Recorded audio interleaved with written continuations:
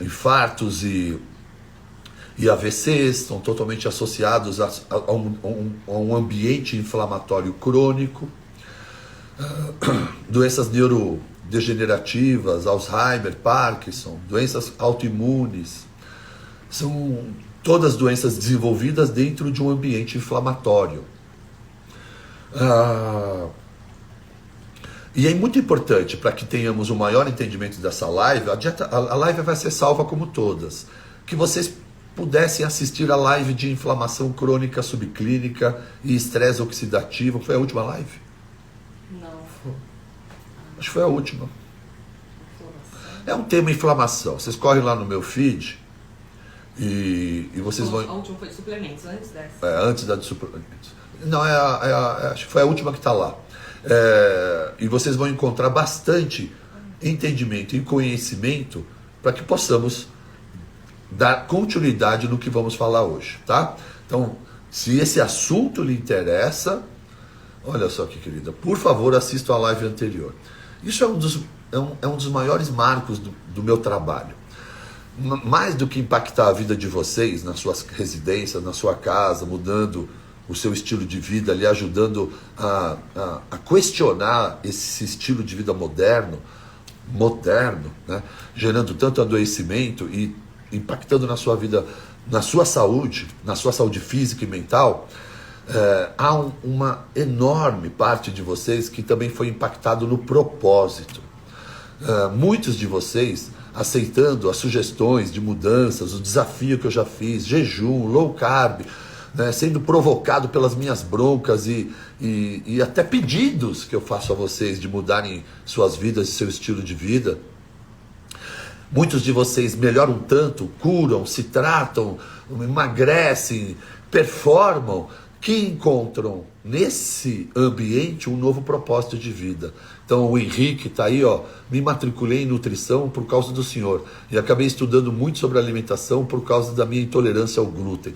Quantos de vocês, médicos, não mudaram ramo, nutricionistas foram fazer funcional, ou pessoas que não sabiam o que fazer, ou até mudaram sua carreira, trabalhando nesse segmento, motivados pelo impacto que muita provocação, seja no YouTube, aqui no Instagram, desde o Snapchat, que possa lhe causar na sua vida de alguma maneira a você se tornar uma estrelinha, ressignificar a sua vida, a sua relação com os alimentos e com a toxicidade do ambiente, entender sua responsabilidade do autocuidado, que é aceitar renúncias e promover rotinas para que você tenha inserida na sua vida, obrigado querida, inserida na sua vida rotinas que lhe promovam saúde, porque essa é a única maneira de evitar doença, é viver de forma ativa um estilo de vida saudável, para que você esteja sempre com a saúde blindada e completamente protegido de qualquer adoecimento possível, não é verdade? E as doenças plurimetabólicas, eu vou começar perguntando para vocês, diabetes, doenças cardíacas, Alzheimer, ou câncer, né? A todos vocês aí que têm mais de 40, 60 anos, lá pelos 20 anos de idade, ou há 20 anos atrás, vocês conheciam tantas pessoas com essas doenças? Tenho certeza que não. E olha que interessante, você com 40, 50, 60 anos, hoje, você com certeza tem próximo de você alguma boa quantidade de pessoas adoecidas, seja com autoimune, com câncer ou doenças plurimetabólicas, aí, desenvolvimento como diabetes, dentro da sua família ou dentro da sua roda de amigos. E a grande pergunta que eu lhe faço, o que é que mudou no planeta nesses últimos 20 anos? O seu DNA? Não. O planeta? Um pouco de toxicidade ambiental, com certeza. Mas não é aí ainda. O que mudou foi a alimentação.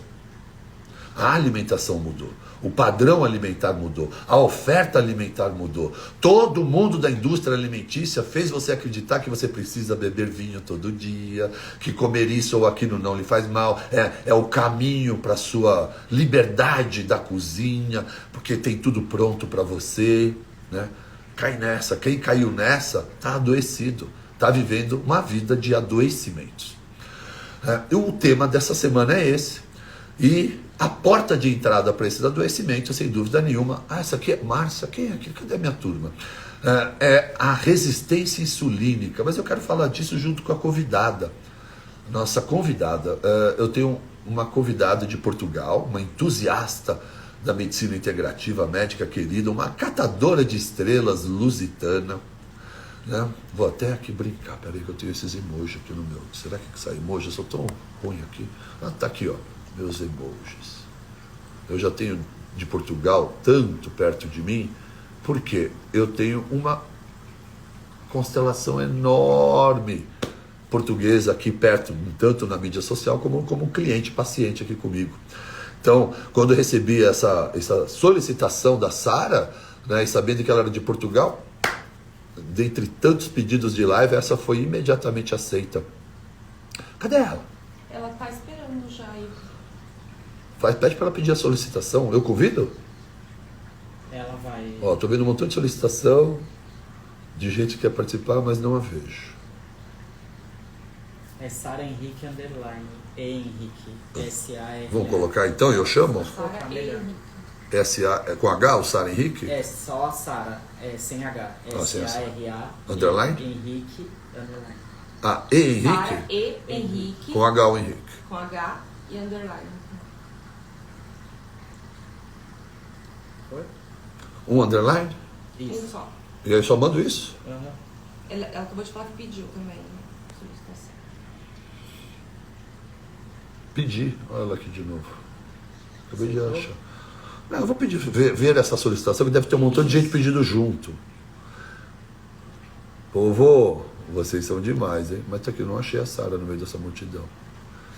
Seria legal um dia fazer uma live e convidar alguma estrelinha para participar, hein? Sortear. Pode fazer roleta russa.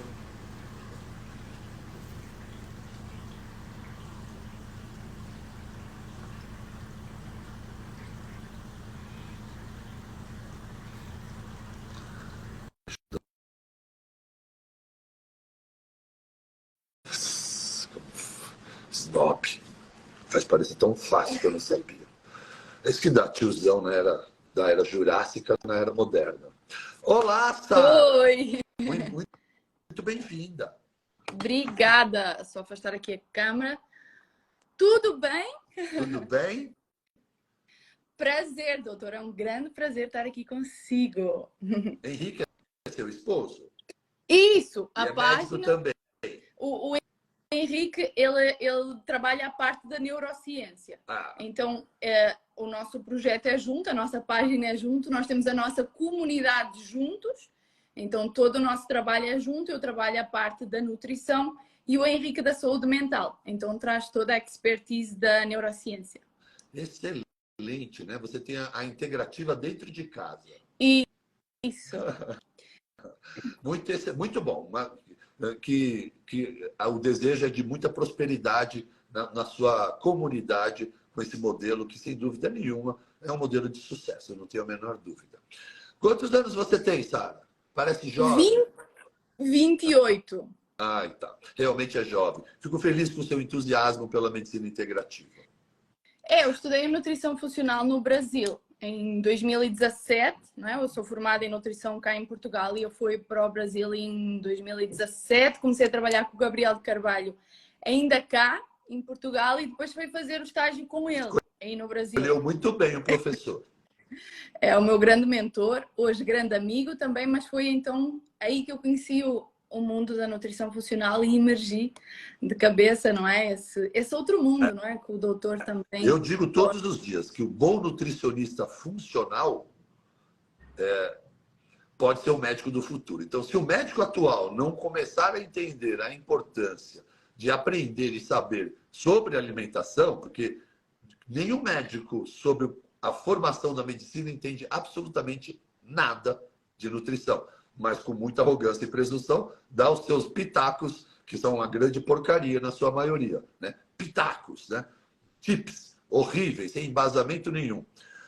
Então o médico não tem essa formação. E o médico, cada dia mais eu vejo bons nutricionistas funcionais resolvendo problemas de saúde, especialmente de doenças metabólicas, muito melhor do que médicos convencionais. Então, se o médico atual não estudar direito à alimentação, Nutricionistas funcionais serão os médicos do futuro, eu não tenho a menor dúvida. Então, como eu já sou muito antenado com o futuro, eu já me sinto um especialista em nutrição funcional de tantas pós-graduações aí que eu já estudei. E tem tanta gente que me acha nutricionista, acredita que eu sou nutricionista, tamanho meu entusiasmo pela nutrição, mas não é. É que realmente eu acredito que o bom médico é aquele que entende de nutrição. Eu estava cá falando com meus seguidores, já estou tentando dar uma portuguesada na minha gramática. Mandei bem? Estou cá falando? Isso, e o meu marido ele é brasileiro, tá? Ah, Então tá. o doutor vai ver até que eu tenho um sotaque já. Então foi muito tempo. A gente está em Portugal, Sim, mas sotaque de português. já tem um sotaque aí também do Brasil, mais do... Muito bom, seja bem-vinda. Eu estava aqui comentando com eles, enquanto aguardávamos o nosso encontro, né, sobre o tema da atual e sobre o impacto que você ainda não viu porque é jovem, mas está vivendo exatamente uma era que eu, na sua idade, não vi. Um número enorme de adoecimentos. Você está nascendo num ambiente onde as pessoas, por estarem se comportando mal desde os anos 80, 90, né, especialmente 90 e 2000, na virada do século, com a invasão dos produtos industrializados na nossa alimentação, um grande número de adoecimentos que eu preciso lhe dizer, Sara, não existia absolutamente nada disso. 20, 30 anos atrás, eram pouquíssimas pessoas que tinham doença autoimune. Você ouvia aqui, acolá, se tinha alguém ou não que tinha doença autoimune. Hoje, todos nós temos próximos de nós alguém com doença autoimune, câncer, né? Um amigo com algum parente com Alzheimer. E isso está totalmente conectado, impactado pela nossa alimentação, né? Porque o planeta, o que mudou absurdamente nesse período foi a alimentação. E aí eu fico muito curioso com Portugal e seu grande amor pelo trigo. Né? Como não pensar e falar com Portugal sem pensar num pãozinho, né? no verdadeiro pão, que o português tem tanto orgulho da sua panificação e da sua capacidade de panificação. Na Itália, há uma nova cultura ao cuidado com a glutatina. Não sei como é que se fala glúten em italiano, esqueci agora. Glutio, eu não sei, era uma brincadeira que eu ia falar. E eles estão muito atentos a essa realidade, né? Porque a oferta é tão grande que hoje o adoecimento se expressa de uma quantidade maior. Você sente isso em Portugal? Glutine. O que você sente isso? Está acontecendo algo ambiental, social, alguma mobilização ou uma grande quantidade de adoecimentos? Ainda há uma resistência? Você vive uma diferença de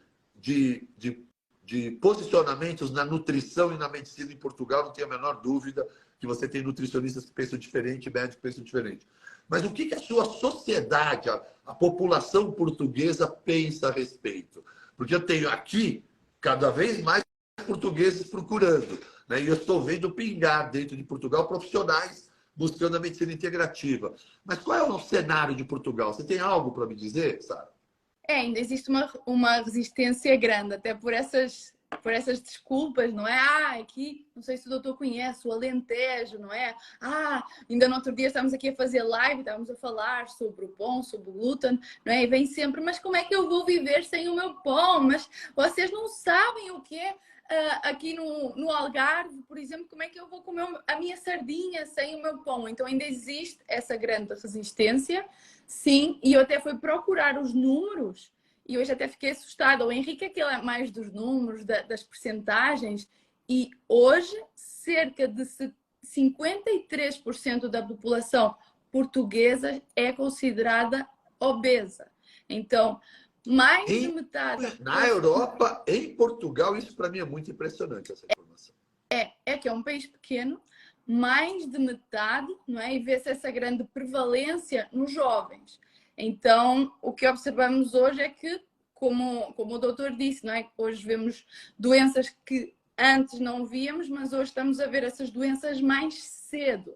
Então, eu também passei pelo hospital, não é? Ainda quando estava na universidade, e a quantidade de crianças obesas, de crianças já ali com uma pré-diabetes, não é? Pedras nos rins, autoimunes, então muita alergia alimentar, então vê-se muito. Basta sair à rua, não é? Hoje as pessoas não sei porque é que é tão difícil essa resistência que às vezes nós vemos, mas é que nem o doutor estava a dizer, o mundo está outro, basta sair à rua para ver isso. E Portugal é um país pequeno, estamos a ver esse grande número, e eu encontrei, olha só que engraçado, eu encontrei nessa pesquisa depois uma grande notícia que vinha em baixo, que era: Portugal é o 8º país mais preparado da Europa para combater a obesidade. Então, olha só, o 8º país mais preparado da Europa para combater a obesidade, ele está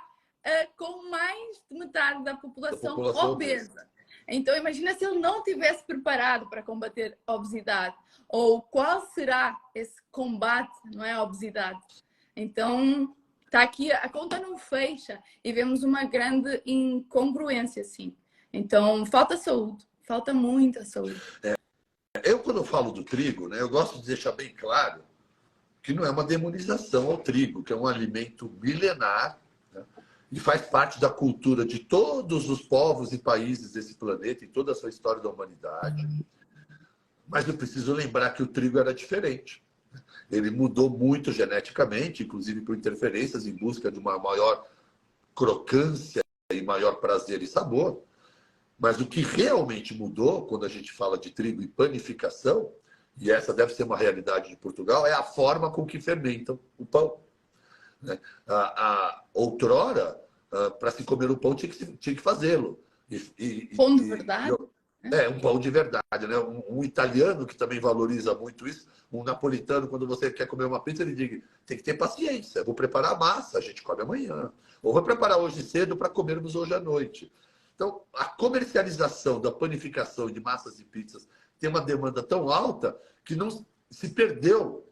Lógico que alguns lugares resistem, como Itália, mas se perdeu a resistência de manter a origem da maneira do preparo e se renderam ao fermento químico e à grande produtividade em escala. Lembrando que na fermentação natural do pão ou da massa, o que nos inflama no intestino quando falamos de glúten é o seu grande tamanho molecular, que na fermentação química se mantém a integridade dele. Então, enquanto que na fermentação natural, por ação das bactérias, não é que anula o glúten, gente, mas ele predigere o glúten. Então, para celíaco não muda muito, lógico, não muda nada, nem para doença autoimune. Mas para todos nós que temos desconfortos em diferentes níveis de sensibilidade não celíaca, isso é um divisor de águas. Né? Porque eu passei 10 dias na Itália comendo pão e pizza todos os dias. Nós também, comemos muito. Tem um dia sequer ficar estufado. Mas as pizzas estão 70 horas fermentando, os pães ficam mais de 2, 3 dias fermentando. Né? Então, como então passar mal? Esse é o modelo antigo. E o modelo moderno atende uma fermentação química e aí está tudo pronto, bolachas, biscoitos, tudo pronto para o grande consumo. Essa é a grande diferença. Eu acho que vou dar uma bloqueada nos comentários para poder aparecer melhor o rostinho dela.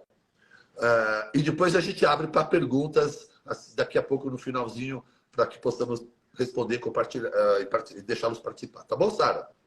Isso. Esse pão de verdade hoje em Portugal, não é? Já se vê o mercado a aparecer, então nós recomendamos, e quando as pessoas também nos perguntam, não é? As seguidoras, mas que pão é que vocês comem?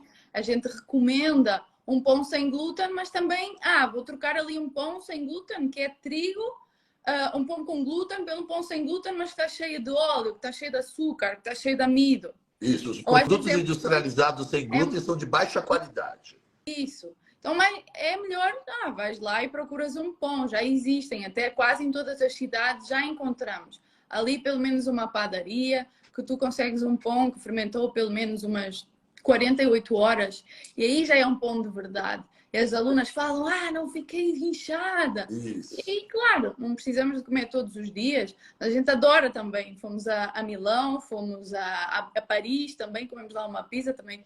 Fomos para Verona. E comemos pizzas, que é outra coisa, não é a pizza de verdade, o pão de verdade. Então... Exatamente, eu concordo com tudo isso e as pessoas não sabem, mas quando a gente está falando mal do glúten, a gente está falando dessa oferta leviana do excesso de consumo, que vai pela manhã, no lanche da manhã, coloca no almoço, lanche da tarde e ainda faz uma ceia com pãozinho de fermentação química, bolachas e biscoitos. Vocês agridem o intestino com uma oferta que outrora jamais houve. Então, se você fala, por que 30 anos atrás ninguém adoecia? Vamos ter que olhar o modelo comportamental dessas pessoas. E há 50 anos esse número de adoecimento era ainda menor, porque o modelo comportamental tem que ser olhado, não é só alimentação. Então, as pessoas dormiam mais cedo, acordavam mais cedo, porque não tinha computador, não tinha telefone para levar para a cama, era mais fácil ir para a cama e dormir.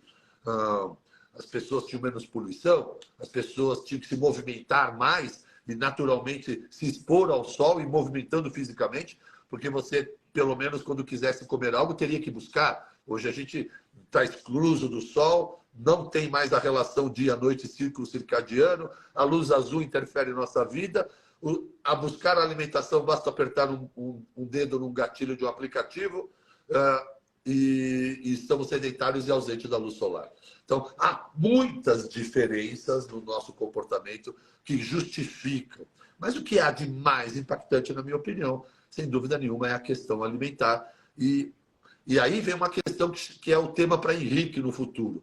O impacto do estresse sobre a saúde mental, cortisol, alteração da qualidade do sono e a perda da saúde mental, que inevitavelmente impacta na mudança comportamental alimentar, buscando recompensas. E normalmente as recompensas são à base de açúcar, trigo e leite. E aí a pessoa, sem perceber, começa a inflamar o intestino. Então ela está nervosa, estressada, com assédio profissional, um parente doente, um casamento ruim, perspectivas ruins, sofrendo muito de estresse, vai buscar recompensas alimentares que o inflamam o intestino. Agora está danado, externamente me adoece e internamente agora eu tenho um intestino me inflamando. Então, isso é uma situação que milhares de pessoas estão vivendo, especialmente das que estão nos ouvindo. Muitas de vocês vão buscar uma recompensa do ambiente de estresse ou gerenciar seu estresse com álcool, açúcar ou farinha, e essa oferta em quantidade está adoecendo todos vocês internamente. E um intestino doente, lembrando que eu cito rapidamente porque é importante, 95% de toda a serotonina cerebral que você precisa, quem produz é seu intestino. Outros 30 neurotransmissores, quem produz é seu intestino. Tem mais neurônio aqui do que toda a coluna dorsal. E nenhum órgão faz mais sinapse com o cérebro do que o intestino. E aí, então, quando estamos estressados, ao invés de jejuarmos, né, nos hidratarmos e cuidarmos da nossa saúde física e mental, poluímos a nossa mente e intestino, né, como expliquei. Não há como você não poluir o seu intestino e não impactar na sua saúde mental. E aí um ambiente inflamatório cada vez maior. Você concorda com isso, Sara? Total, tá? Então a gente aborda todos esses pontos. Então não tem como, né, falando aqui um pouquinho, as mulheres que mais nos procuram, não é? Nós falamos sobre emagrecer com saúde e sem voltar a engordar. E a mulher que nos procura, as nossas alunas, quer emagrecer, assim como muito dos seguidores do doutor, não é? Quer emagrecer, mas não tem como nós olharmos para o emagrecimento só tratarmos, sei lá, com uma dieta de gaveta ou só mudar a alimentação. Desde cedo eu percebi isso. Logo a chegar na clínica, eu percebia isso. O problema das mulheres muitas vezes não estava na comida, ou não estava só na comida. Então, como as causas são muitas, não é? Esse mundo hoje está todo alterado. As pessoas, como vivemos hoje, como pensamos, como dormimos, como nos movimentamos, mudou tudo. Nós não podemos olhar tratar só de uma forma, porque as causas são muitas. Então nós temos que ir em todos esses pontos. E às vezes nós podemos ter uma alimentação linda e maravilhosa, mas o nosso sono não está bom. O nosso stress, assim como o intestino vai afetar o nosso cérebro afeta o nosso intestino. Não é? Então tudo se comunica aqui dentro. E nós somos muito ingratos separarmos as coisas, não é? Às vezes separar por especialidade, não é? Às vezes especialidade médica é muito ingrata para a pessoa que está à nossa frente. E é muito comum hoje. A mulher chega e tem ali um profissional à frente, ninguém pergunta sobre o sono, ninguém pergunta sobre a alimentação, ninguém pergunta sobre o stress. Não é? Hoje acredito que vamos focar muito na alimentação, Mas esse ponto do stress, sim, sem dúvida. O modelo de medicina desenvolveu a ideia de que todo mundo deve ser um especialista, né? E um médico especialista é aquele que cada vez mais sabe muito de pouco e não sabe mais nada do todo. E isso não é à toa. Essa é a ideia dessa conspiração da indústria. Agora vai vir meu lado conspirativo, segura aí, né? Mas é bom ter alguém que fala a mesma linguagem. Porque é isso que acontece. A indústria farmacêutica interferiu no formato do modelo de ensino da medicina, assim como a indústria alimentícia invadiu as universidades de nutrição, né?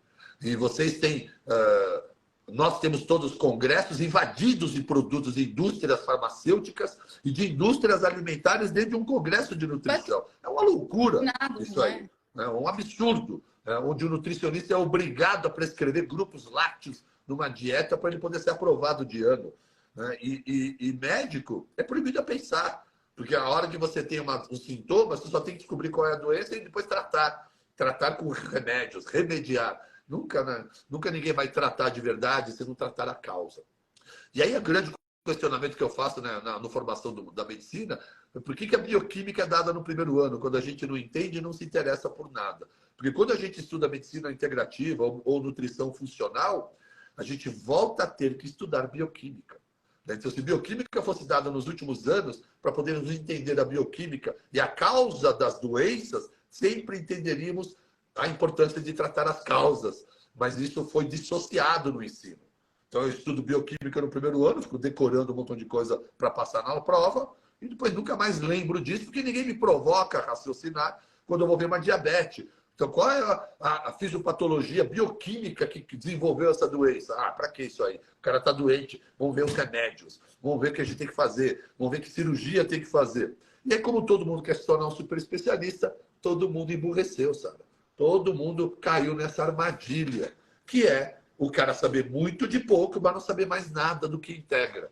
Então, como alguém pode cuidar da saúde se não conversa sobre sono, sobre alimentação, sobre atividade física, sobre ambiente emocional que vive? Esse contexto todo de ambiente chama epigenética, né? O que eu escolho fazer, se eu escolho não comer, se eu escolho ser sedentário ou treinar, se eu escolho comer saudável ou não, se eu escolho exercer gratidão ou blasfemar. São todas escolhas. O ambiente que moro, a toxicidade em que me exponho, são todas as diferenças que fazem desenvolver as doenças quando nós nos cuidamos.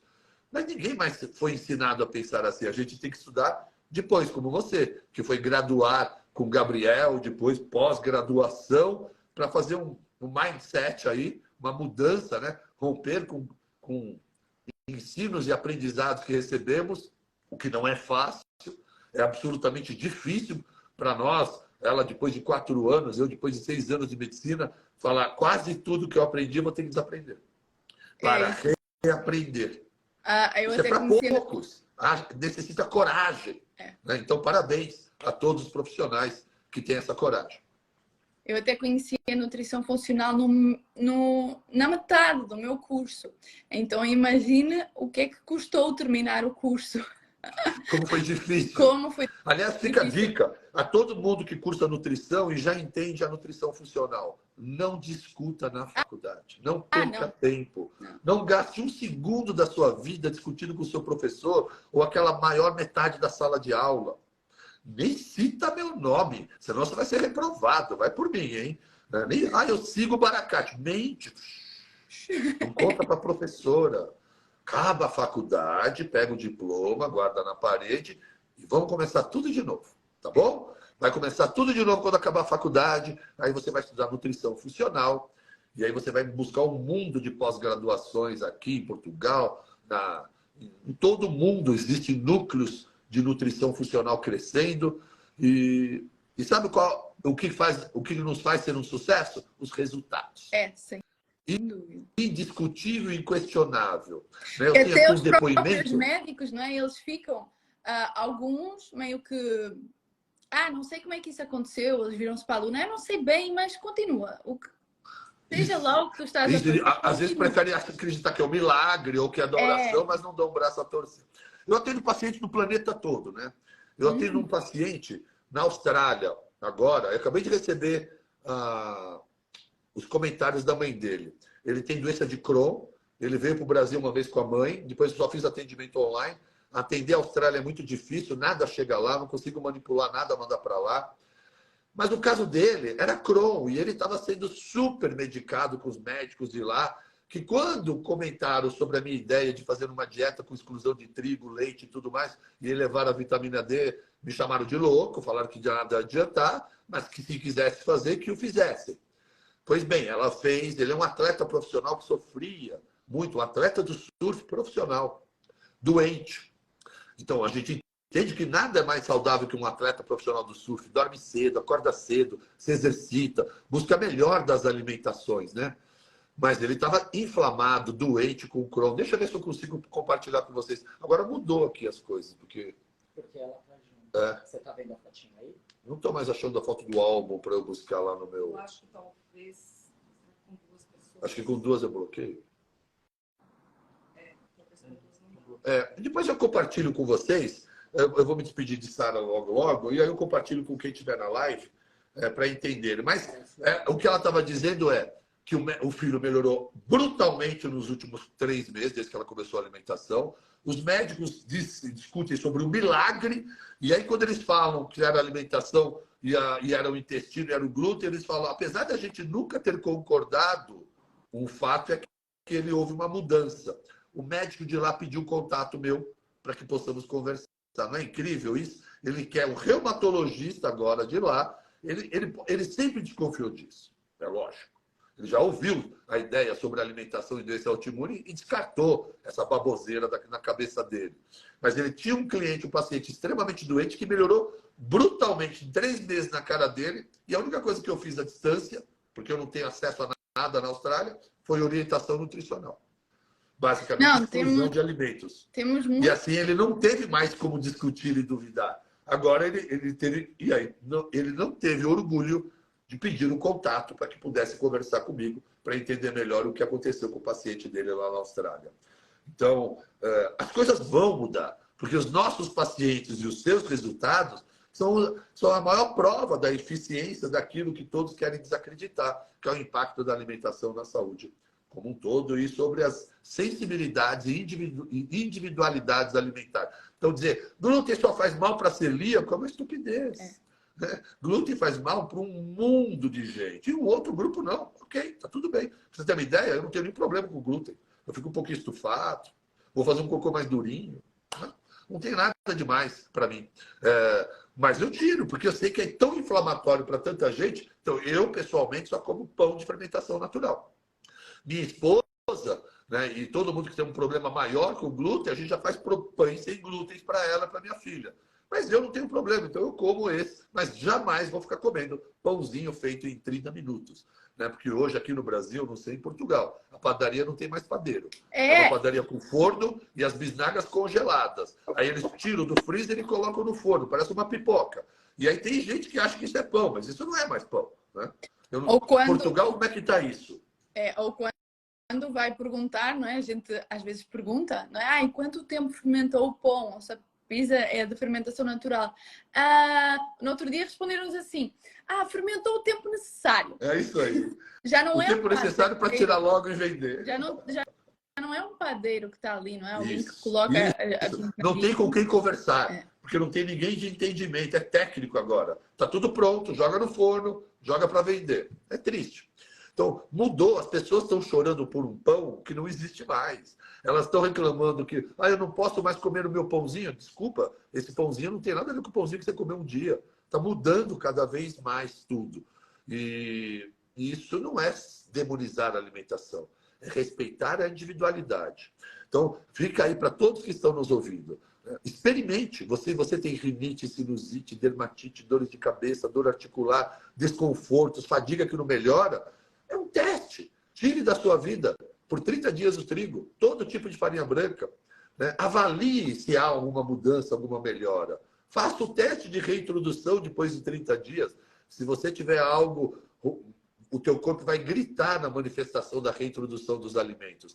E esse é um teste simples e barato. Você tira, avalia e depois reintroduz.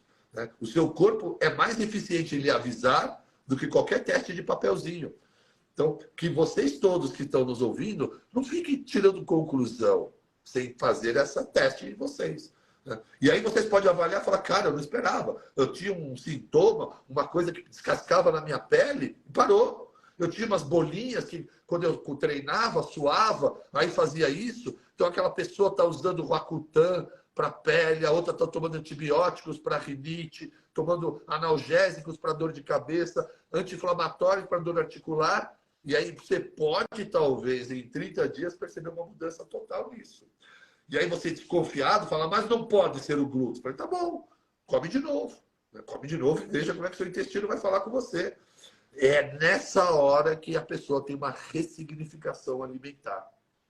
Você, só para concluir, por que eu estou dizendo isso? Porque as pessoas, elas não entendem o que elas sentem com o glúten, porque a manifestação, em geral, dos seus problemas não é uma reação imediata. Alergia, ó, exemplo de alergia. Você põe uma bique azul na boca.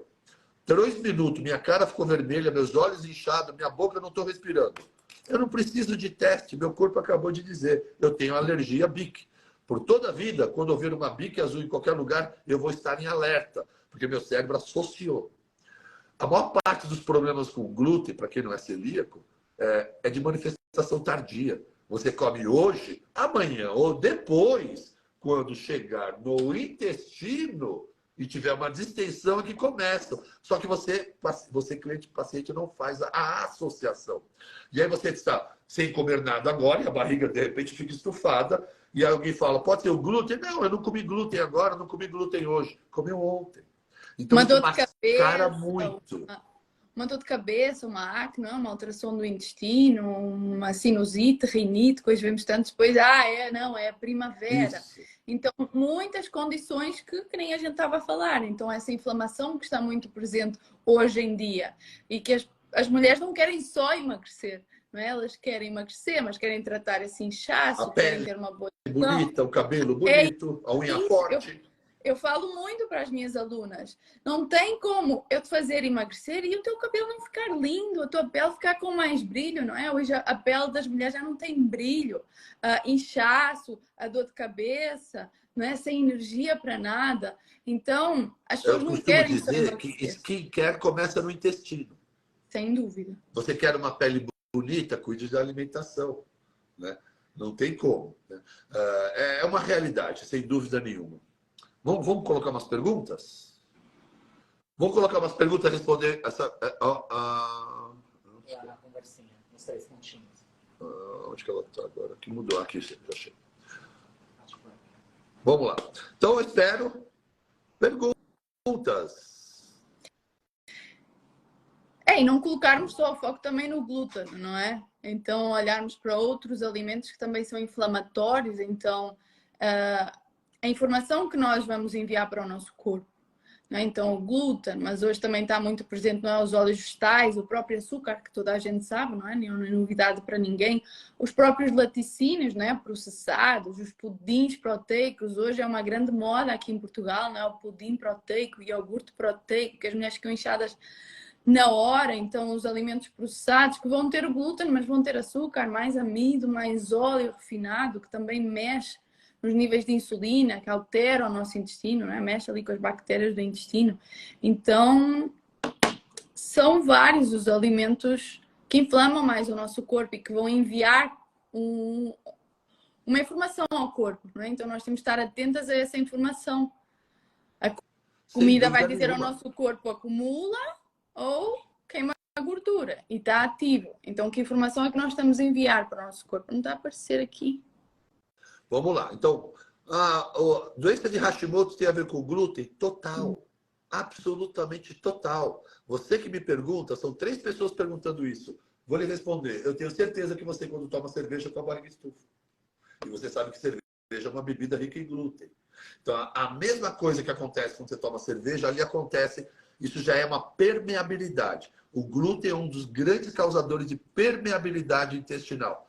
E essa permeabilidade, que é permear para dentro do intestino restos alimentares, provoca o sistema imunológico a desenvolver anticorpos, causando essas ites que Sara está comentando, essa inflamação que nos está adoecendo, e vai caminhando para algumas doenças. Então, o glúten tem total associação com artrite reumatoide, psoríase, Hashimoto, não tenho a menor dúvida. Para muitos também pode ser o leite e alguns derivados. Eles têm que ser testados. Da mesma maneira que eu sugeri testarem o trigo, também testo que há um mês você remova o leite, os queijos, os derivados, os reintroduza e faça o mesmo tipo de avaliação. Fiquei um mês sem glúten, barriga diminuiu, assim que voltei, estufou. Então, você acabou de fazer um teste e o seu corpo disse isso. Artrite psoriática totalmente... Gente, vou resumir para vocês. Não preciso me perguntar sobre nenhuma doença autoimune. Todas. Absolutamente. Todas podem ter relação com trigo e leite. Que mais? Se você come todos os dias em excesso castanhas, isso pode lhe inflamar. Que mais? Ovos em excesso, demasia, para essas mesmas pessoas, pode causar permeabilidade. Isso assusta as pessoas. Eu não estou dizendo que ovo é inflamatório. Mas, vamos lá, não existe alergia à proteína do ovo? Então, se existe alergia, existe um grupo também que tem sensibilidade. Quem inflama dos alimentos é a proteína do alimento. No ovo é a clara do ovo. No trigo é o glúten do trigo. No leite é a caseína do leite. Então, testar essas proteínas são grandes e elas podem te inflamar. Então, você tem doença autoimune? Castanhas, amendoim especialmente, soja, trigo, leite, você tem que... E ovos, se você consome muito, tem que remover por 30 dias. Remova. Não vou morrer. Acredite, coma batata, come arroz, come feijão, come outras coisas. Come outras coisas. Para de falar que não tem mais o que comer. Né? Agora, a partir desse um mês e aliviado todos os sintomas que eu não terei dúvida, você reintroduz os alimentos a cada semana e os avalia de forma individual. Toda doença autoimune, não precisa perguntar, e a minha que é tal? Todas têm como base, quase todas, a permeabilidade intestinal. E aí trigo, leite, tudo isso faz parte, tá? Que mais? Eu acho que vale reforçar porque essas perguntas também chegam, mas eu tenho isto, mas eu tenho aquilo. Que tudo tanto que eu falo, que o doutor fala, não é? É para procurar saúde. Então, não é ou só para emagrecer, ou só para essa doença autoimune. Então, se tu procuras saúde, todos vão ter benefícios. Não é? E acho que é importante variar. As pessoas também se esquecem disso, não é? O ovo. O ovo é um alimento saudável, então vamos tacar ovo todo dia. Ou as castanhas, ou mesmo uma fruta. Não é? O corpo começa a atacar porque ele já está inflamado. Olha, aqueles que não têm nada de adoecimento, só estão perguntando, eu como tantos ovos, eu como... A coisa mais importante que eu lhe digo é, se você come muitos ovos num dia, pule o outro.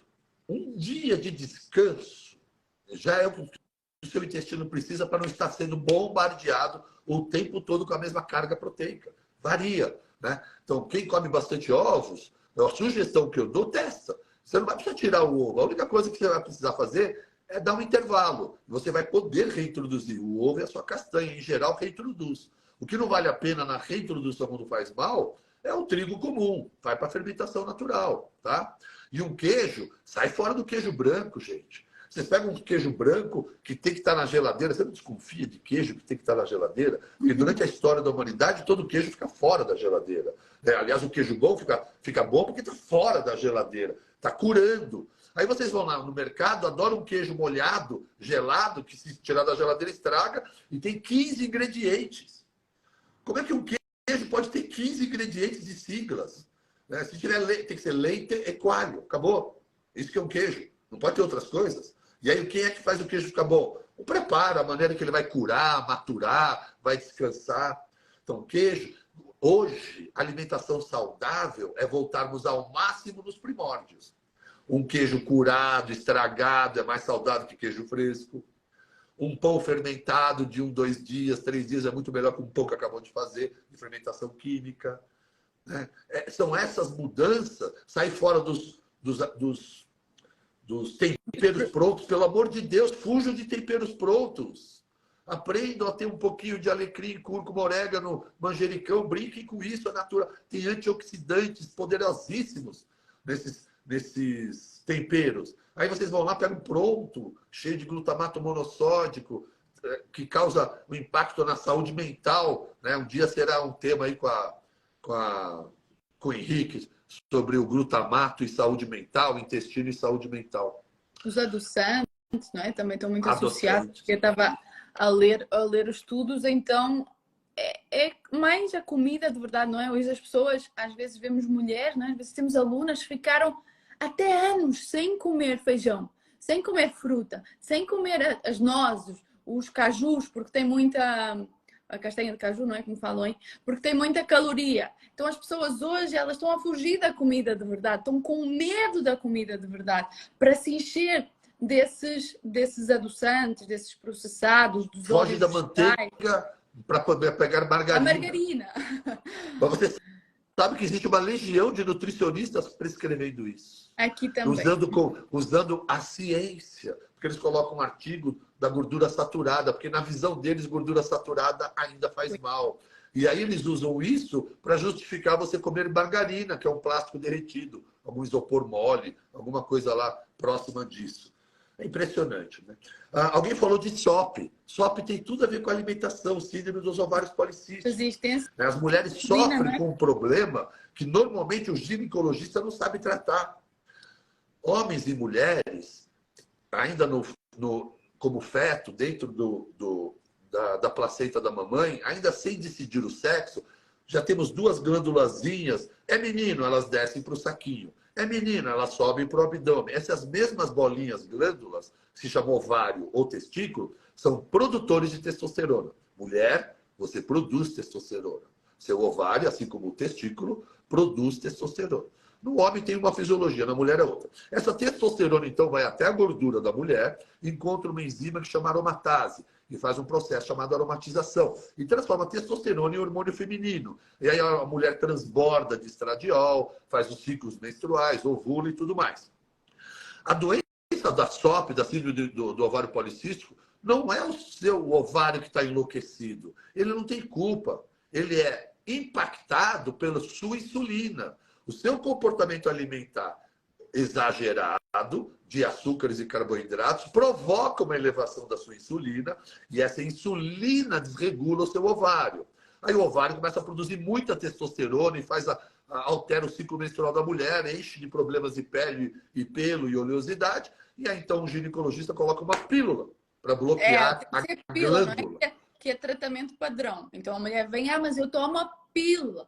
Disseram que esse era o tratamento, a alimentação não se muda. Então, a vida da mulher só continua a piorar, não é? As hormonas estão cada vez piores, o metabolismo, e nós não podemos esquecer... E a causa continua. A causa continua lá. A causa continua, a alimentação... ninguém apontou para ela a causa. Seu comportamento alimentar, quem desregula seu ovário. Mas isso parece conversa de louco, né? Porque o médico dela disse que não tem nada a ver, ela já está tomando a pílula.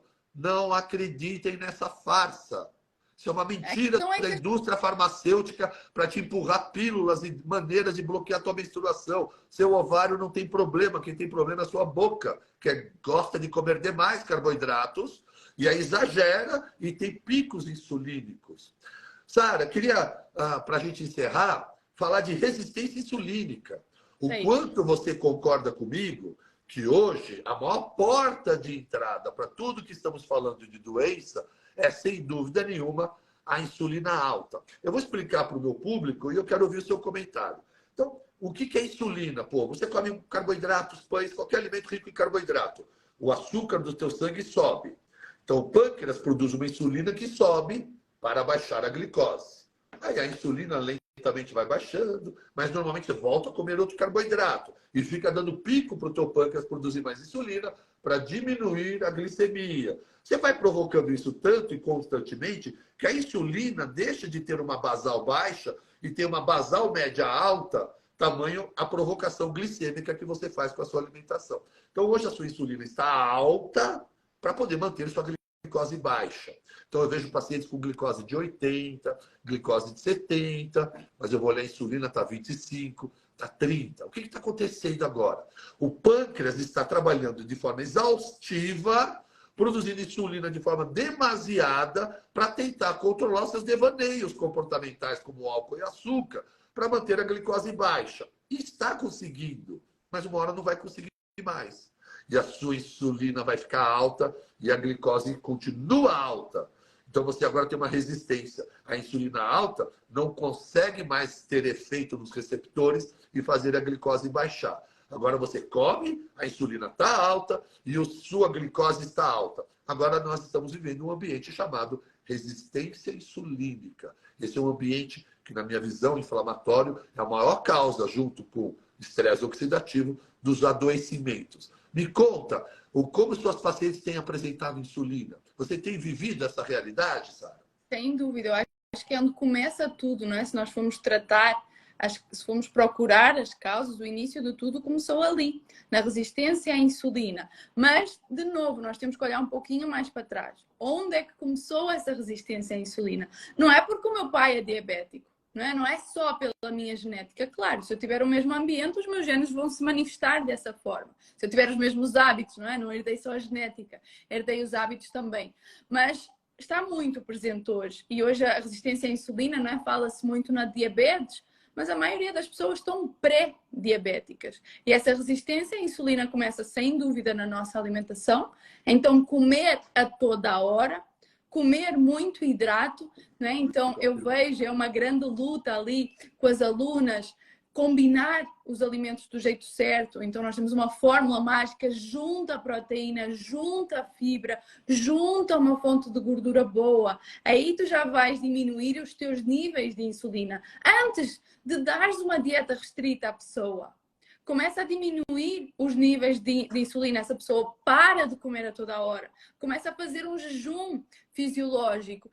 Stress também, mexe muito com a nossa resistência à insulina. O sono. Cortisol aumenta a insulina. Cortisol, sim. Mais cortisol, mais resistência à insulina. Dormir menos no dia a seguir. Vamos estar mais resistentes à insulina.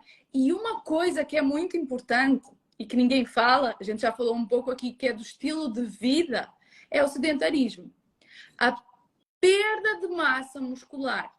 Então, eu falo isto muito com as nossas seguidoras, com as nossas alunas, é que até tenho sempre a moedinha que eu falo, doutor? Nós olhamos para um lado da moeda que as outras pessoas não olham. Sim, temos que olhar para as calorias, temos que olhar, mas existe um outro lado da moeda. E se nós ignorarmos esse lado da moeda, é o que está a acontecer hoje. As pessoas estão muito doentes. É a falta de massa muscular. E eu ouso dizer que o excesso de peso ele começou na falta de massa muscular, do nosso músculo, que é taxa um órgão. metabólica basal baixa. E nós começamos a perder o nosso músculo, que está muito ligado ao aumento de resistência à insulina. Porque nós vamos ter menos estoque para a glicose, nós vamos ter menos receptores para a glicose, nós vamos começar a ficar mais resistentes à insulina. Não tem lugar para guardar glicogênio. Daí ele volta para o sangue. A nossa glicose está lá, o corpo tem aquela sobrecarga, ele vai acumular em estoque de gordura. Então, o foco hoje está muito no excesso de peso. Mas e se nós focássemos na falta de músculo? Porque o excesso de gordura começou na falta de músculo. E a resistência à insulina também. Tudo sinergicamente, tudo sinergicamente acontecendo. E todo mundo achando normal. Porque sabe por quê? Porque está todo mundo igual. Confundem o ordinário com o normal. Não há nada de normal. Só é comum, porque todos estão adoecidos. E os profissionais também, Às vezes, há pouco... Mas eles são os mais adoecidos, Sara. Você olhou a classe médica como anda? E mesmo os nutricionistas, Então é por isso que é difícil nós ensinarmos aquilo que nós não fazemos. E nós hoje temos um papel muito, ainda para mais aqui nas redes sociais, que passa muito por educação. Eu, há umas semanas, ouvi uma frase, foi num podcast, eu até não sei se foi um podcast que eu estava vendo o Paulo Vieira com o doutor, mas eu sei que alguém falou que é muito mais fácil enganar uma pessoa do que educar, do que lhe mostrar que ela está errada ou que ela pode ter sido ensinada da forma errada, porque existe esse ponto. As pessoas não estão a ser educadas. As pessoas vêm para o médico, vêm para o nutricionista à espera de ter a melhor informação. Mas é muito mais fácil enganar uma pessoa. Dizer, toma metformina, toma a pílula, faz essa dieta por X tempo e tudo vai funcionar. Do que estar aqui a explicar, acontece isto. E tu tens de fazer isto, isto e isto, mas se fizeres isto, tu não só vais emagrecer, como vais evitar essas doenças metabólicas, como vais ter vida, vais ter mais energia, vais ter mais autoestima, vais dormir melhor. Então, às vezes, até nós recebemos comentários, mas isso é impossível viver assim, sem dores, com energia. Como assim? Às vezes vêm os resultados das nossas alunas, mulheres que perdem mais de 20 quilos, mulheres que deixam de tomar remédios. Temos uma aluna que reverteu cancro de grau 3. Temos uma aluna que era diabética desde os 18 anos, já injetava insulina. Antes de você contar essa história, porque é exatamente o encerramento que eu quero dar, né? Me permita. Se a causa de tudo é resistência insulínica e é o comportamento alimentar, qual pode ser o tratamento? Então vamos lá. Eu durmo mal, tenho pouco músculo, me alimento mal, me mexo pouco, meu tratamento é tomar um comprimido. Tem algo errado aí. Vamos de novo para quem não entendeu. As causas são: eu durmo mal, eu não tenho músculo, eu me alimento mal, eu não me exponho ao sol e não administro meu estresse. E o tratamento é um comprimido? Uau! Que sensacional! Como um comprimido pode ser tão mágico e curar tudo? A verdade, Sara, é que a sociedade está preguiçosa. Ela foi ensinada a ser tratada pela medicação, a ser curada pela medicação, a ser emagrecida pela medicação. E aí, quando a gente convoca uma pessoa a dizer, cara, se você quer reverter isso, não é o que você vai tomar, é o que você vai deixar de fazer e tem que iniciar na mudança comportamental. Você sabe que a maior parte das pessoas pulam fora. Mas hoje a gente encontrou pessoas cada vez mais adeptas a isso, justamente pela experiência, como faz a sua comunidade e a minha constelação. Então, e voltando, qual é hoje, então, o tratamento mais eficiente para quem vive diabetes tipo 2, que é a diabetes adquirida? Lembrando que a causa é dormir mal, se treinar pouco e se alimentar mal. Qual pode ser o melhor tratamento para isso? Começa pelo nosso estilo de vida. Então, começamos pela alimentação. Então, eu digo sempre, tudo começa pelo alimento. Então, nós temos que nutrir o nosso corpo até para depois começarmos a trabalhar a nossa mente, não é? Porque não vamos conseguir trabalhar, às vezes até fazer um processo terapêutico, ter ali uma terapia que toda a gente deve fazer, tá? Eu faço terapia, eu acho que toda a gente deve fazer, mas não adianta eu fazer terapia. Precisa encontrar um bom psicólogo, porque a hora que encontrar um bom, não largue mais. Tá difícil encontrar, mas na hora que encontrar, não largue mais. Outra profissão que também, né, a maioria toma antidepressivo. Então, sim, claro. Então, bom profissional. Mas, primeiro, tudo começa no alimento. Então, precisamos até de nutrir mais as pessoas. Hoje, as pessoas, nem é tanto por elas comerem demais. Dos obesos, apenas 30% dos obesos está obeso por comer demais. 70% dos obesos está com excesso de peso porque come mal. Então, as pessoas não sabem comer. Vivem mal. São enganadas até com os falsos saudáveis, não é? Um mundo aí, ainda é um mundo maior, não é? Um marketing em cima desses produtos. Então, mas primeiro começa pela nossa alimentação. Comer melhor. Tirar essa sobrecarga, porque... E comer melhor, para a gente falar comer melhor, vamos dar uma dica simples, vai?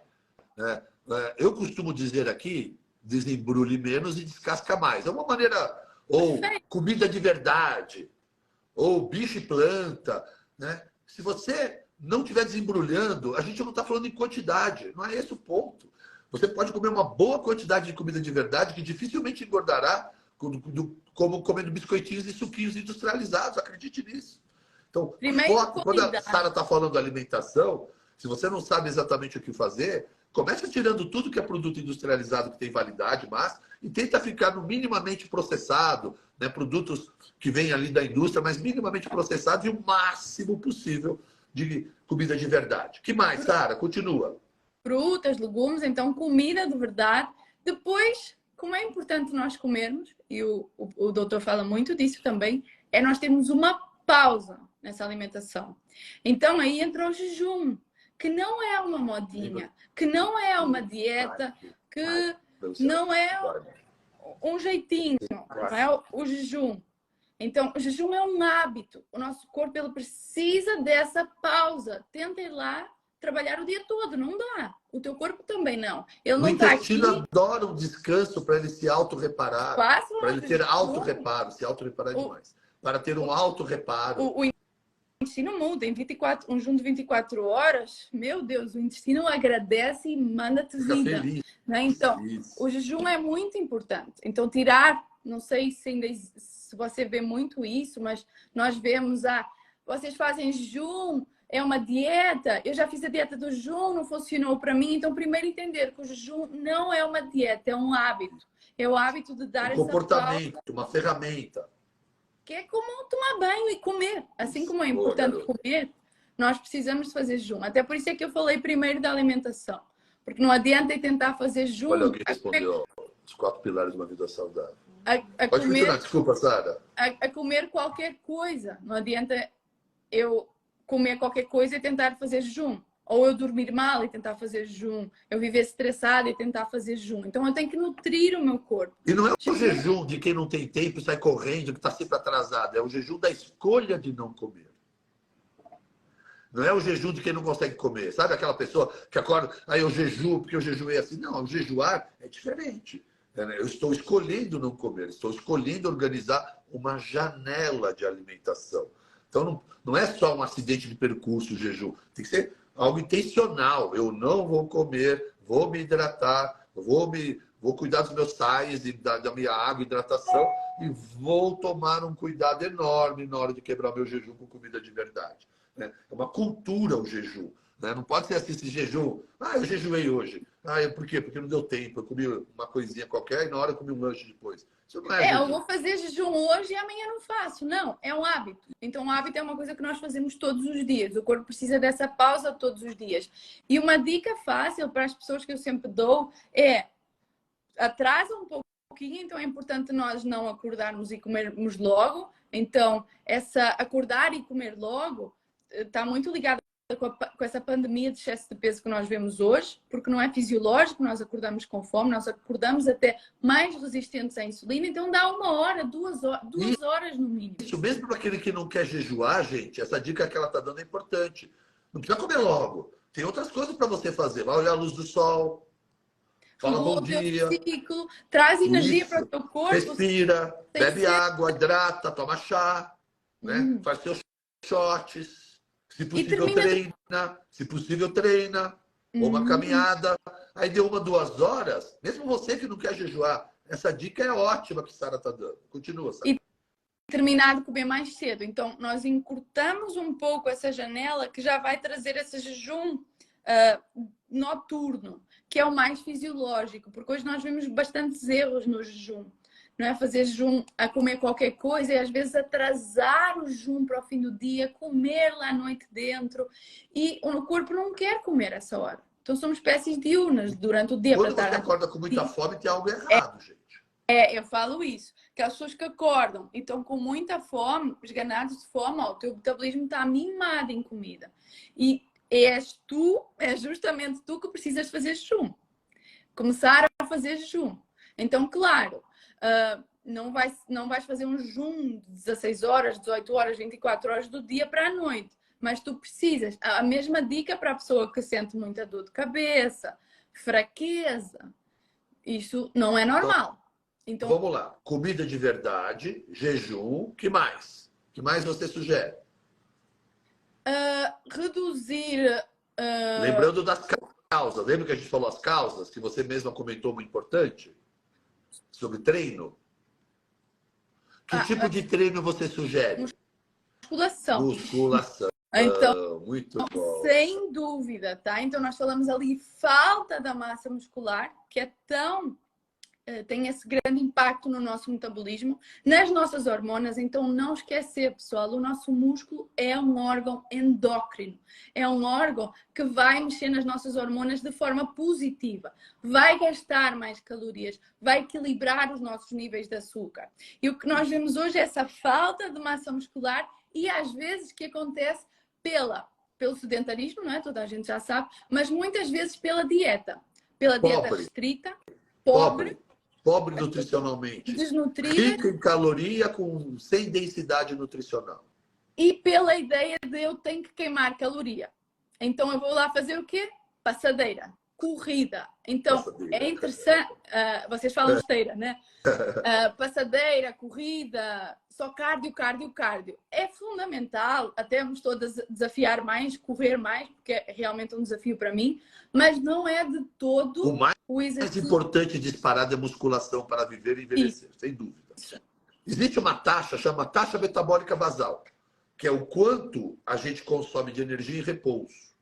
Essa taxa metabólica basal ela é muito definida por sua massa muscular. Sua massa muscular, para se manter viva, ela requer cargas calóricas. Então, eu, com 110 quilos de peso, com uma grande quantidade de massa muscular e baixa gordura, eu comer uma pizza impacta em mim muito menos do que num homem que tem a mesma idade, o mesmo peso, mas não tem a minha musculatura, acredite. Ele vai ter um impacto muito maior de engorda do que em mim. Então, com a taxa metabólica basal alta, é uma maneira de consumir calorias em repouso. Os meus músculos estão consumindo energia em repouso. Além do que, desculpa só, para você envelhecer, você pode até querer correr, mas o que você precisa para ter envelhecimento com dignidade é autonomia, e quem lhe dá autonomia é potência e força muscular. Levantar, ficar em pé, carregar sacola, para você estar com 60, 70, 80 anos, ir visitar Portugal, subir escadarias, entrar no hotel, num avião e não sentir que é velho. Porque se você não tiver músculos, você vai ficar acovardado, sem coragem, não vai querer viajar ou fazer aventuras e vai preferir um resort para colocar piscina, o pé numa água, uma aguinha quente, ficar entendendo que você envelheceu. Eu sou a prova disso. Eu não me incomodo de envelhecer. Eu não me incomodo, eu não escondo nada. Mas eu morro de medo de me sentir velho. Para isso, eu tomo todos os cuidados de saúde. Apesar da aparência, eu me sinto jovem. Dormindo bem, treinando musculação, fazendo meu jejum. Mais alguma dica? Eu quero depois concluir com um conceito importante que arremata tudo que você disse. Jejum, alimentação, musculação. Podemos falar em gerenciamento de estresse e sono? Claro, tá? São esses dois que faltam. Perfeito. Eu acho que é para aí que temos que olhar. Então, porque também não vai haver músculo se não houver um bom sono. Então, as pessoas esquecem disso. Não vai haver... Me conta isso melhor, não entendi, Sara. Então, nós precisamos de uma recuperação, não é? É durante a noite que o nosso corpo ele regenera, recupera, até que queima gordura. Então, nós precisamos de dormir para queimar gordura, para o nosso metabolismo estar ativo. A Sara está falando do sono anabólico, gente. Na academia, a gente não ganha músculo. Na academia, a gente estoura fibra muscular. Sabe onde você ganha músculo? Na cozinha, se alimentando e dormindo um sono anabólico. A reconstrução dessa lesão, ela acontece num sono de qualidade, profundo, chamado sono reparador, restaurador, que tem uma função anabólica. Queima gordura. As eficiências dos seus esforços durante o dia, em dietar, comer e treinar, vão ser jogados para fora se você não tiver concluindo com sono de qualidade. Acredite nisso. O sono é a peça fundamental para encerramento e fechamento de tudo isso que você faz durante o dia. As informações que você colhe sobre uma vigília que só vai ter você só vai ter vigília boa, atenção e concentração se dormiu bem. E tudo que você capta durante o dia não memorizou, vai se tornar memória no seu sono. Então, esse sono também é o responsável pela fixação das memórias, concentração, atenção do dia seguinte. Olha a importância do sono para a saúde geral. Emagrece, ganha músculo, memoriza, concentra. E um sono de qualidade evita uma das doenças mais temidas da era moderna, o Alzheimer, né? Que é um acúmulo de placas amiloides daqueles que não dormem insônios, vão acumulando um lixo cerebral, que são essas placas amiloides, que é uma pré-condição para o adoecimento de Alzheimer. E para gerenciar estresse, o que você sugere? Ou o que, Henrique, você sugere quando uma pessoa... Quais as atividades que podemos fazer para melhorar? Rotina, tá? Então, não é... E o pessoal vai já falar, mas rotina, essa coisa chata. Mas eu acho que, pelo que a gente entende com as nossas alunas, com o nosso público, é que metade do stress vai embora quando elas têm uma boa rotina. Uma rotina organizada. tá? Uma rotina que tu gostas. Isso. 10 minutos no teu dia para ti. Acordar ali mais cedo, porque tu vais dormir mais cedo e dormes bem, e ter ali 10 minutos, meia hora para ti. Isso às vezes muda a vida da mulher. Ela não muda de família, ela não muda de filhos, ela não muda de trabalho, mas ela odiava a vida dela e hoje ela gosta. Por quê? Ela tem ali 10 minutos. Começa o dia com outro padrão, porque senão, se nós começamos o dia logo a correr, nós já vamos com o padrão, mas eu não tenho tempo para mim, ninguém cuida de mim, eu faço tudo pelos outros. Então é mais fácil nós até cairmos para o descuido alimentar, o stress, vamos fazer mais escolhas alimentares, não vamos querer treinar.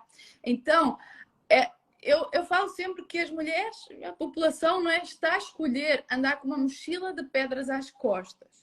Metade dessas pedras nós conseguimos deixar para trás quando comemos melhor, quando fazemos exercício físico, quando dormimos melhor, quando tiramos stresses desnecessários, porque alguns são desnecessários. E um deles é a desorganização da rotina.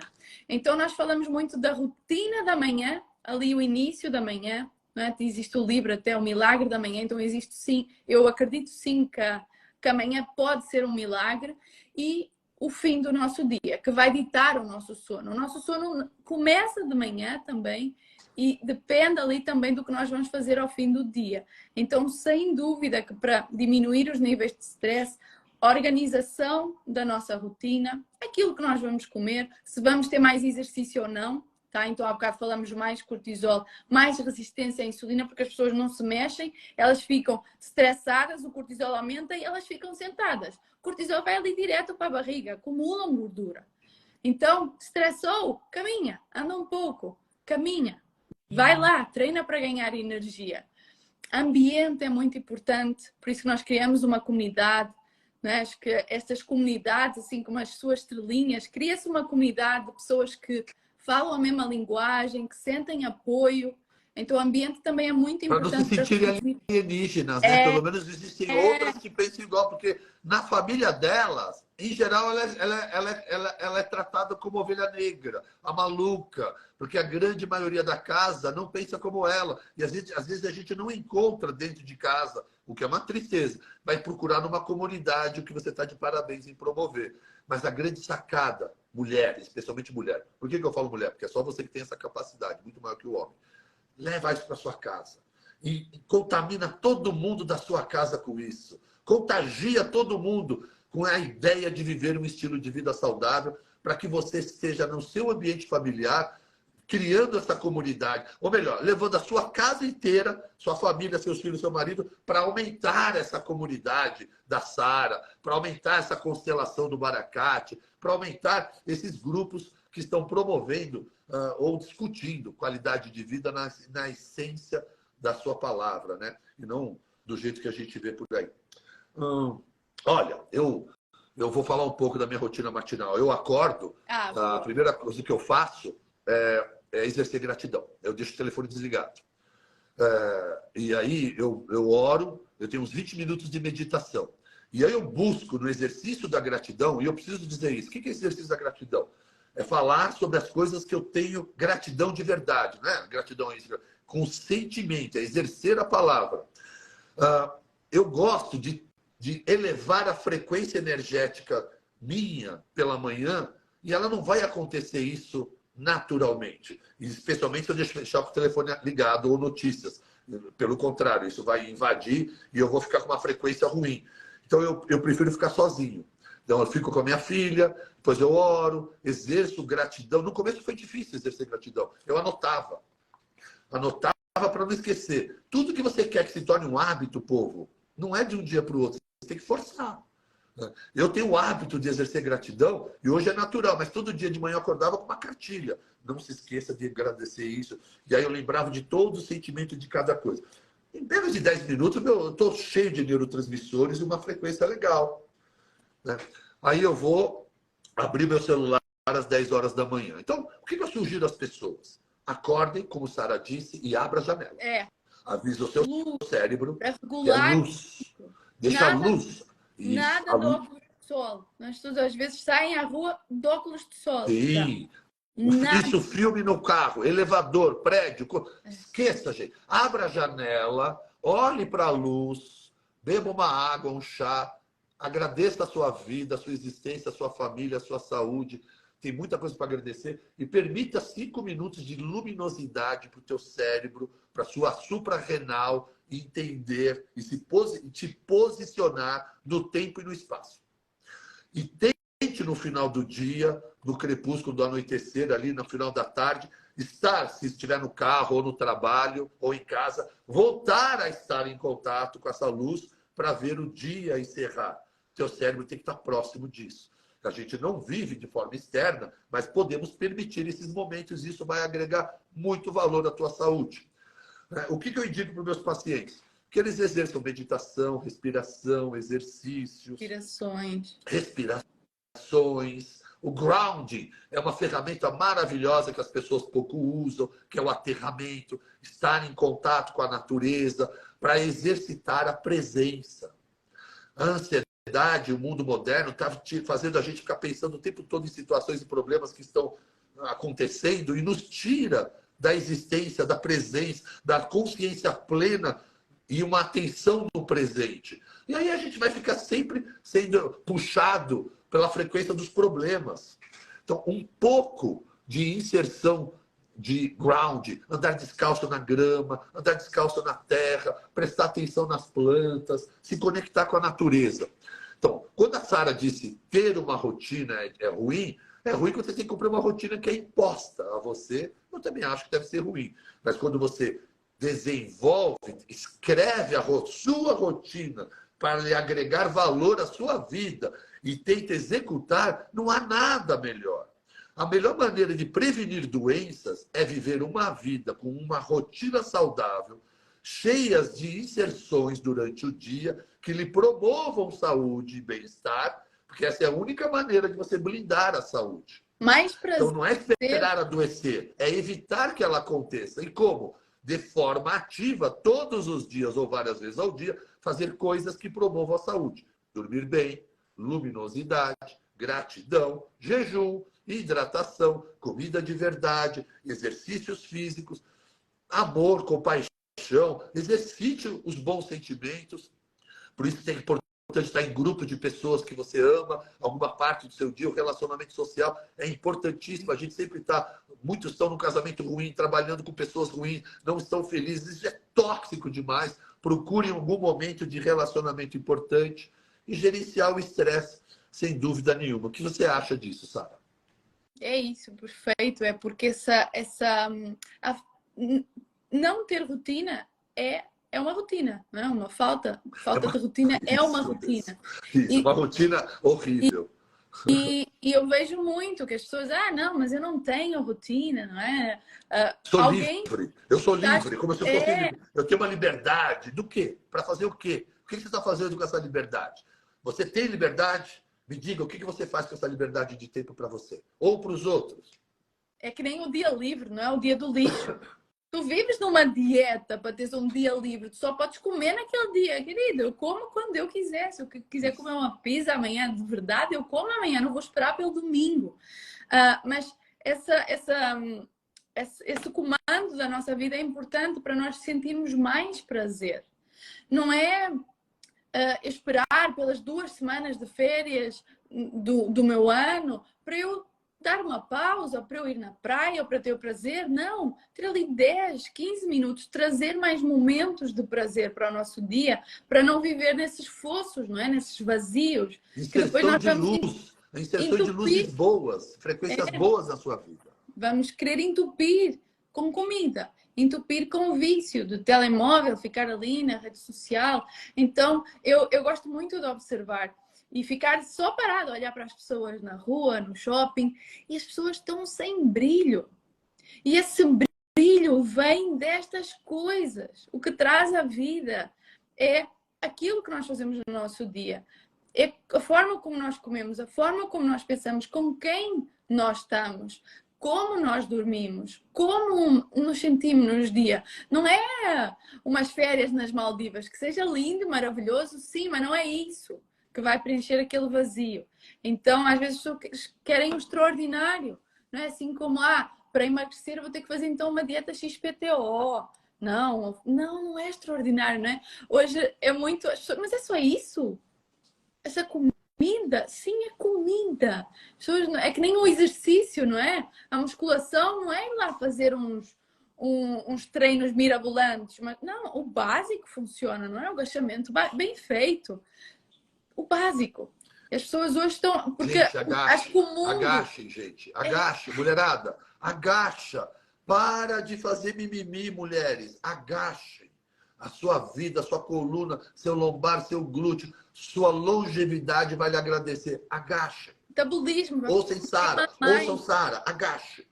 Até porque aí não é tão difícil, tá? Eu gosto de ir para o Brasil e para os ginásios no Brasil porque as pessoas treinam. Aqui a mulher fala muito, não, mas isso é genética, a brasileira tem aquela bunda. Não, a brasileira treina, coloca carga. Que eu digo para as nossas alunas, às vezes estamos no ginásio e tem lá duas que têm assim uma bunda dura, são brasileiras, e elas vão lá e põem peso.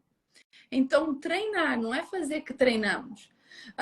Às vezes, não é? Falamos aqui de musculação e às vezes até o doutor pode ter essa crença das pessoas, não, mas é que o doutor é muito forte, tem muito músculo, eu nunca vou conseguir ficar assim. Mas não é para ficar. Isso. Mas não é para isso. Não temos que ficar assim, ou aqui mais respeitar na Europa. Sua genética. Ou mais... Você tem que estar forte para você, para o seu peso. Ou mais na Europa, não é? A mulher até tem mais a mentalidade, não, mas eu não quero ficar forte. Gente, eu treino pesado e não fico com um corpo feio. É muito difícil ganhar músculo, não é, doutor? Não é Não assim. é tão simples assim. Outro dia, uma Não mulher, é eu não assim. quero ficar coxuda. Eu falei, tudo bem, você não vai ficar. Você não vai... Não é porque você tem medo de ficar feia, de tão grande, que você treinando mal ou pouco vai atingir algum resultado, vai atingir nenhum. Não tenham medo de treinar, gente. Vocês não estão usando bombas, um montão de porcaria para ficar crescendo. Isso não vai acontecer. É natural. Você não precisa ficar grande, mas precisa estar forte e tonificado. É diferente de ser grande. Sara é forte, apesar de delicada. Ela mostra como é delicadinha, mas ela deve fazer flexão, ela faz agachamento. Então ela tem força para os 50 quilos dela. Né? Como é que eu vou ter força para um homem de 100 quilos? Eu preciso de mais músculo para essa estrutura. Então não tem nada a ver ser grande ou forte. Forte para a sua genética, para que você consiga fazer barra, para que você consiga fazer flexão, para que você agache e levante com sacolas e peso. Se você tem força para isso, você já está melhor do que qualquer coisa. Sara, eu queria comentar, eu acho que a gente vai ter que logo encerrar, um conceito de Mark Simpson, que é um médico do Vale do Silício, né? Ele chama de conceito primal concept, né? Então, olha que interessante o que ele nos diz, né? E isso, quero que seja uma reflexão de todos que estão nos ouvindo. O nosso genoma, o meu genoma, é uma mistura das características de papai e de mamãe. Eles se entrelaçam e fazem o meu genoma, assim como o seu, dos seus pais. Somos únicos, genomas únicos e exclusivos. Mas, no final das contas, nosso genoma é todo parecido. Meu, teu, o de todos nós desse planeta. Afinal de contas, herdamos esse genoma do homem mesolítico, que é o homem pós-paleolítico, que é o homem que pós-paleolítico parou de ser nômade para estabelecer residência, começou a amarrar algum bichinho e começou a plantar alguma coisa. Foi o início da agricultura, 5.000 anos atrás. A agricultura se deu mais forte há 2.000 anos. Mas os primeiros indícios desse homem mesolítico de residência foi de 5.000 anos atrás. Então, nós herdamos um genoma de um homem de 5, 10, 20.000 anos atrás. Muito bem. A gente sabe a importância da genética. Eu quero que só... É isso aí, Primal Concept Mark Simpson. Parabéns. Alguém aí já mandou muito bem. A live vai ser salva, tá? Entendam. Agora eu preciso explicar para vocês o que é epigenética. Eu expliquei o que é genética. Todas as cargas de papai, todas as cargas de mamãe se misturam e fazem o meu genoma.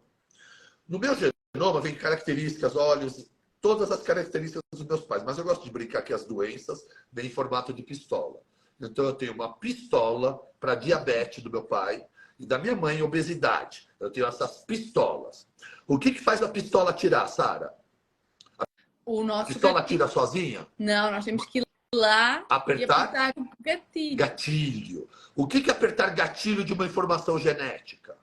O nosso estilo estilo de vida, não é? Onde nós mergulhamos esses genes, eu costumo dizer.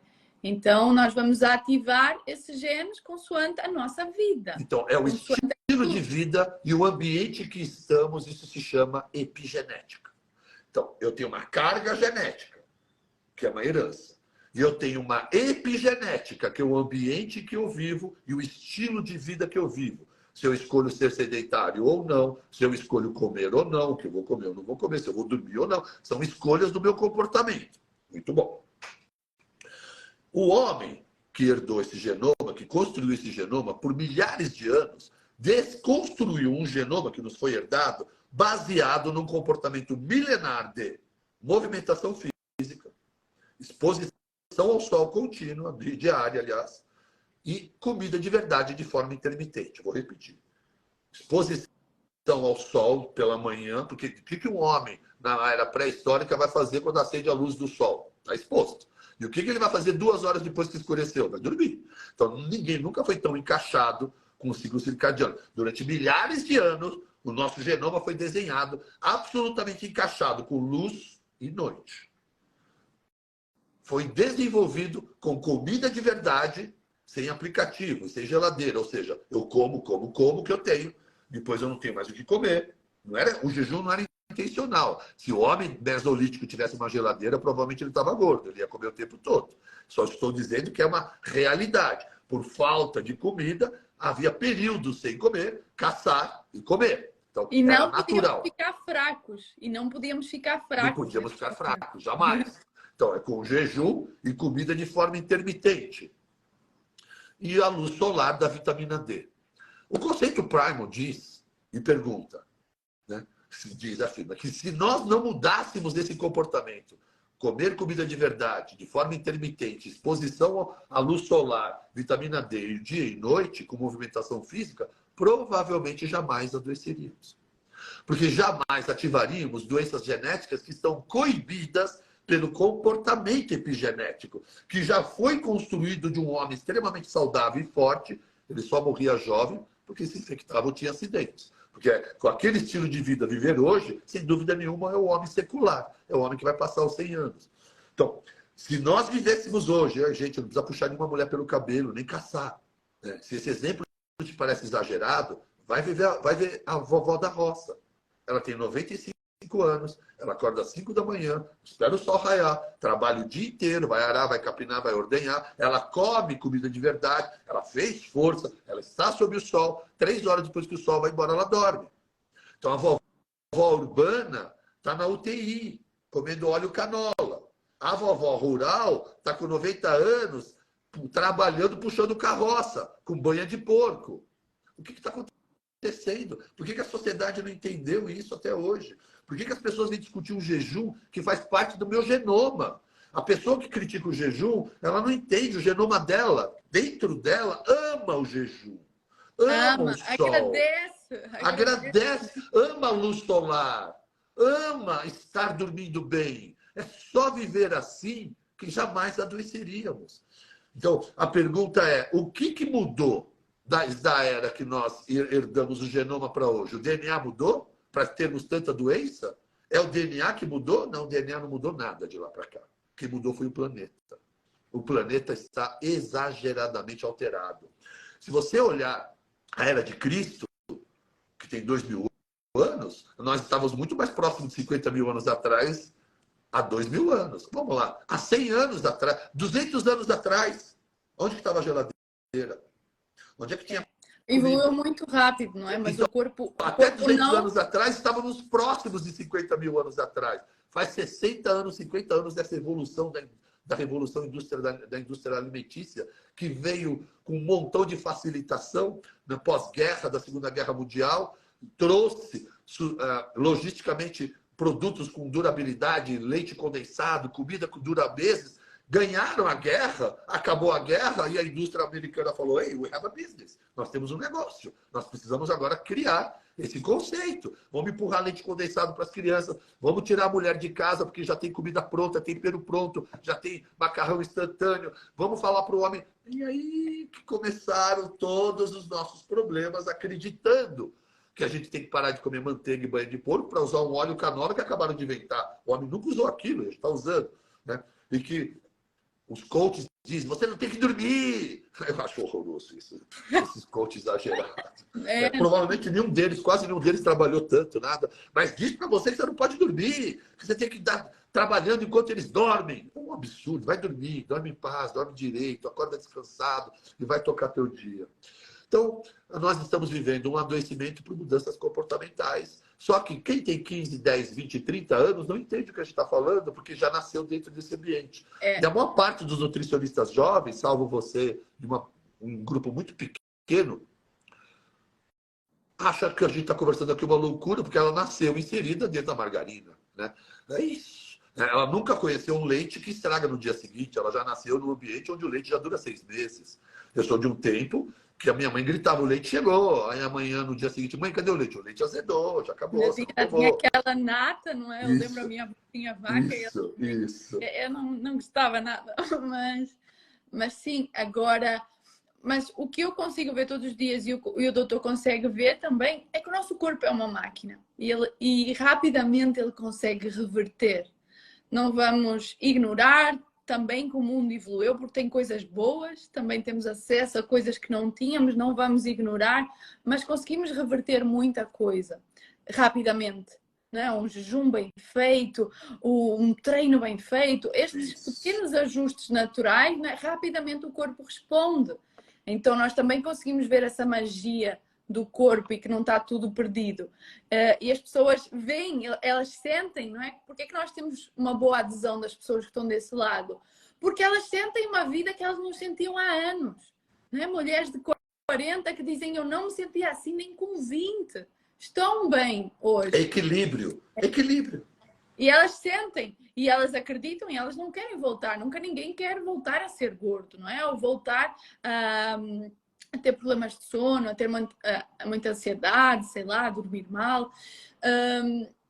Então, só que às vezes nós somos a última, isso também deve acontecer desse lado, nós somos a última chance, não é?